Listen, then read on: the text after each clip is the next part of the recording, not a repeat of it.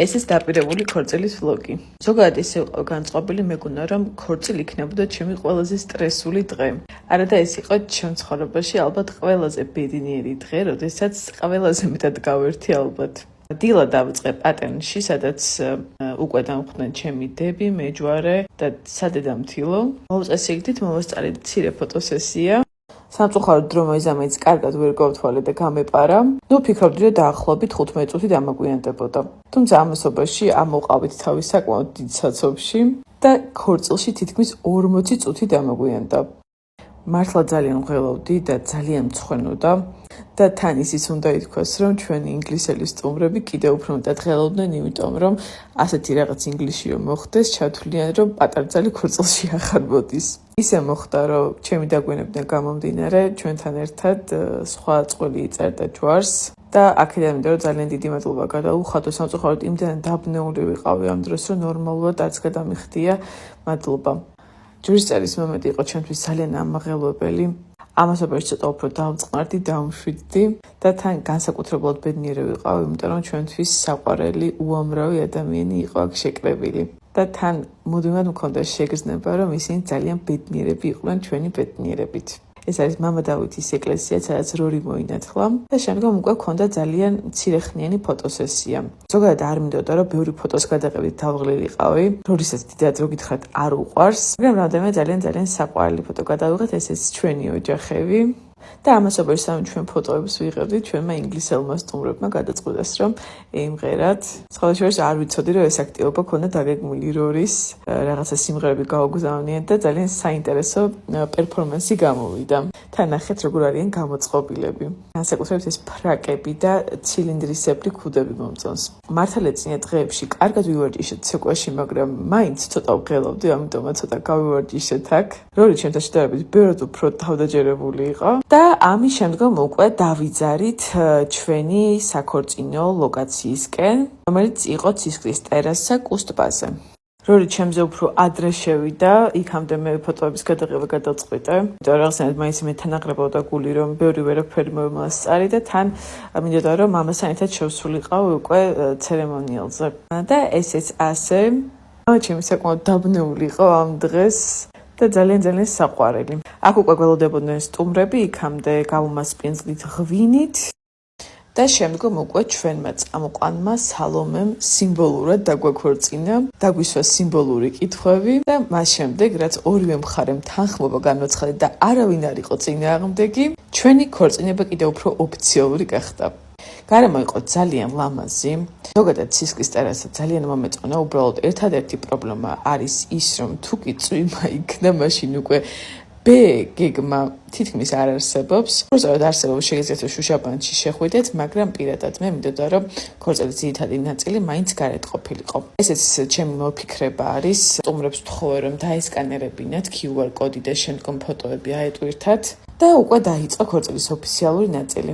პირადად მე არ მინდოდა რომ ყოფილიყო ძალიან ბევრი სადღეგრძელო, მინდოდა რომ ყოფილიყო რაც შეიძლება თავისუფალი გარემო, ჩემი ემაც რომ მოვიდა. შესაბამისად, აი ესე სიმბოლურად თამადად ქართული და ინგლისური მხრიდან ორი ადამიანი დავნიშნეთ, ისე რომ 3-4 სადღეგრძელო ეთქვათ და შემდგომ უკვე თურმე რორის მოფიქრებული ქონდა თავისი სადღეგრძელო, რომელიც ძალიან ემოციური იყო ჩემთვის. აქ უკვე ჩემი სიურპრიზი იყო, ჩემს დებთან ერთად და ჩვენს მეგობართან ერთად ვიმღერეთ ქართული სიმღერების პოპური, რომელიც ძალიან მოეწონა ჩვენ სტუმრებს.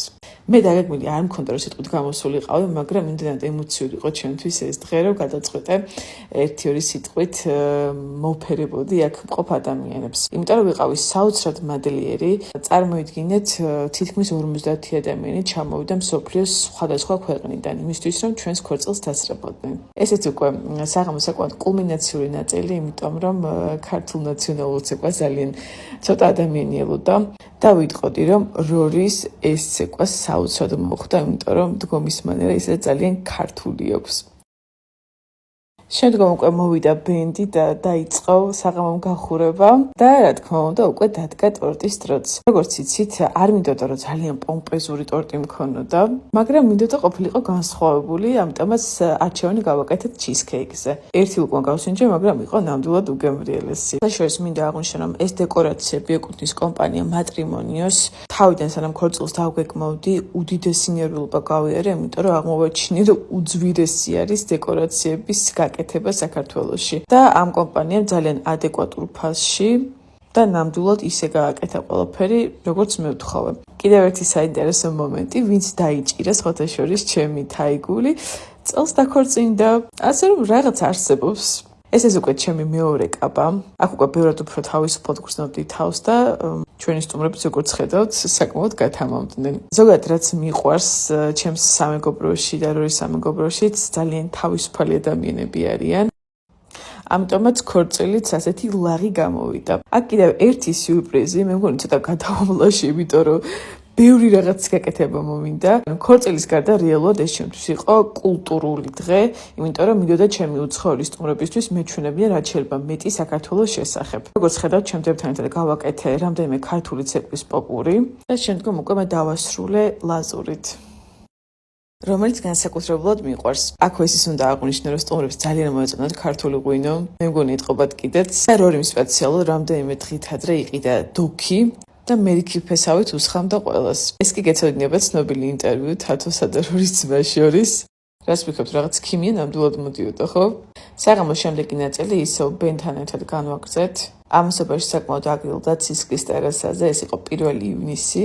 მაგრამ მე პირადად ძალიან მცხელო და სხვათა შორის საერთოდ არ დამილევი ეს ასმელი, მაგრამ მიუხედავად ამისა, ძალიან კარგადაც გავერთე და ძალიან კარგი დრო გავატარე. ხო, სხვათა შორის აქ მქონდა გაკეთებული ხის გულები და სტუმრებს ვთხოვდი დაეწერათ თავიანთი სრულები და ჩაიყარათ ყუთში, რომელიც სხვათა შორის ძალიან კარგ სამახსოვრო საჩუქრად დამრჩა. ამის შემდეგ უკვე გადავინაცვლეთ შიდა სივრცეში, სადაც რორის მეგობრები იყვნენ დიჯეები. ჩვენ ქორწილში ყველაფერი გაამარტივა იმან, რომ ძალიან ბევრი ადამიანს სხვადასხვა ფუნქცია მივანიჭეთ. ასე უფრო მეტად ჩართულები იყვნენ, ამათთვის უფრო სახალისო იყო აქ ყოფნა და ბიუჯეტურადაც გამოვიდა ეს ყველაფერი. ძალიან კარგი პლეილისტი ჰქონდათ, ძალიან კარგად გავერთეთ, ვიცეკვეთ და საკმაოდ გვიანობამდე გაგრძელდა ეს ყველაფერი. მე ადამიანი, რომელსაც 12 საათზე უკვე მეძინება ხოლმე, ისეთ ენერგიაზე ვიყავი, სავარაუდოდ კიდე 2 დღე გავქაჩავდი. და სხვათა შორის ერთი რაღაც უნდა გაგიფხილოთ.